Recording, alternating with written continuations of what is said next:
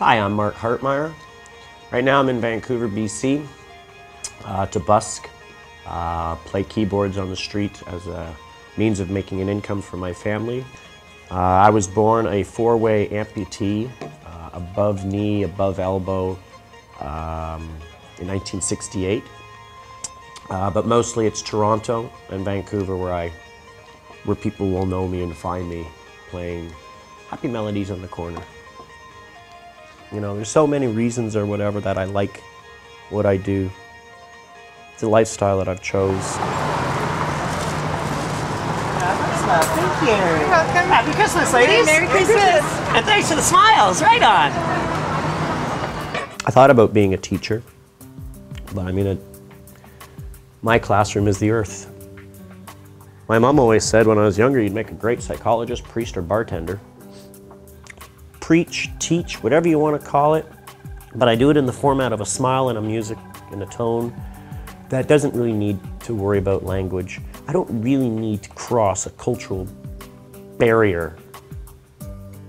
You see me, you make conclusion in your mind. You already have an impression.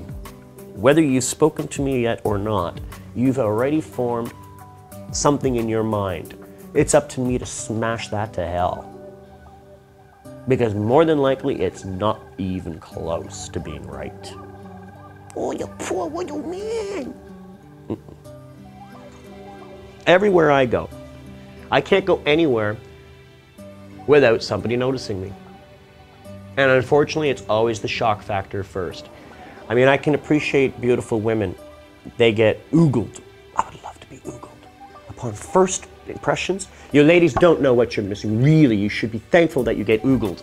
It's much better than that look. I bet they would not be too happy if they got that look every day. Wherever they went, every day, every moment of their life, they get the look.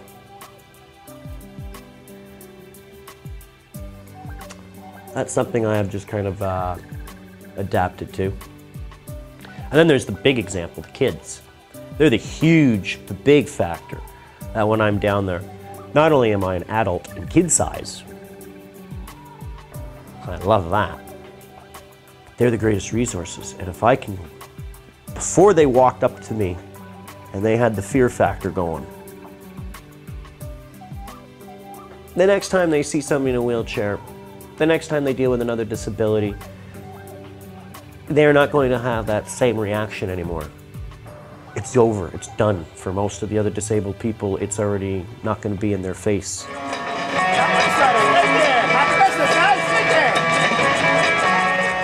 You know, I'm one of those assholes that know they're right all the time. But in a way, that's been giving me my strength and allowed me to, giving me my independence to be strong, to not let little obstacles deter me. If everybody just put a little bit of positive energy into somebody else, we would have a much prettier place, a much happier place.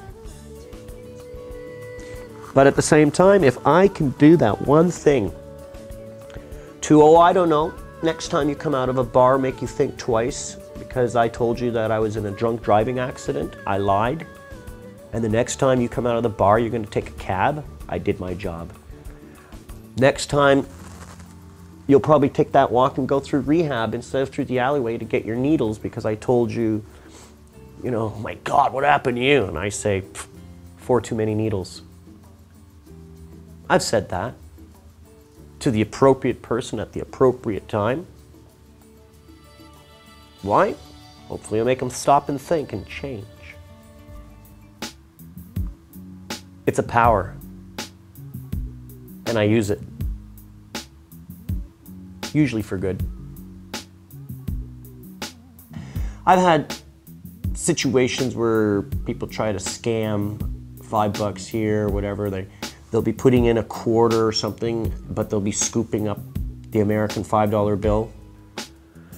It was also at that casino that I probably received the most amount of money I've ever received on one drop, as in what one individual has donated.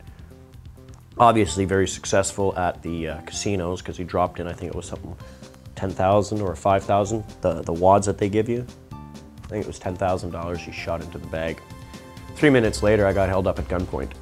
It was the most amazing day of my life. I'd never received so much money and seen it disappear. Like that. Stared down the chamber of a 38, talked my way out of it, but he kept the money. I'm like, well, you don't really need to use that much force, sir. A, I'm not gonna chase you, I'm not gonna run after you, and B, I'm sure as hell not gonna be able to punch you out. It's just really a decision between your soul and your maker, whether your hand can reach into that bag and take it. I can't stop you. Don't need the gun either.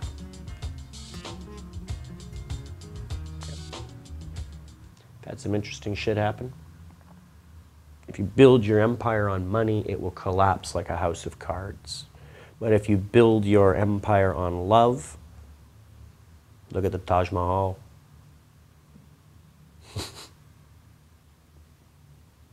People will walk by and they'll look in the bag and they'll say, oh, that's a lot of money. Shit, man, I haven't looked inside your bank account. What would I say if I looked inside your bank account? What would I say if I looked inside your wallet? That's the difference. My wallet is sitting right on the street for everybody to see. And you know what? 200 nickels is not really a lot of money. Sorry to say. Everybody that's still important in my life, I've met them on the street, my wife included. I met her on the street. She walked by and it was like the whole, I know this sounds really corny and cliche or whatever, but it's true. It's like the whole world disappeared. There was only one person on the sidewalk. And she walked by. And I said something, you know, hey Blondie, drop your laundry, something rude, you know, something crass like a 19-year-old punk thinking what his prick would say. She being very shy and introverted, the opposite of me. Like, I'm a very outgoing, extroverted individual. I have no problem. Fortunately, it's a bit of a demise with my daughter, Brooke, but I have no problem speaking to anybody. And I know that he honestly does love me.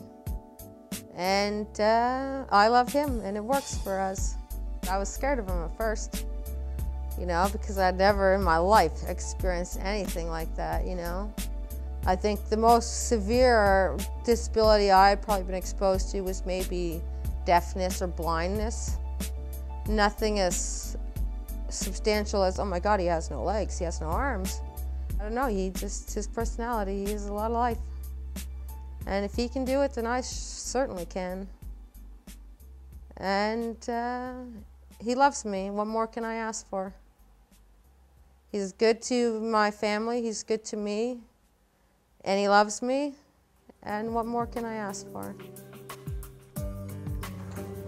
I may not be, how should I say, with a stable bank account, with like, you know, great amounts of wealth behind me in that regards. Hell no, and I don't even think I really want to.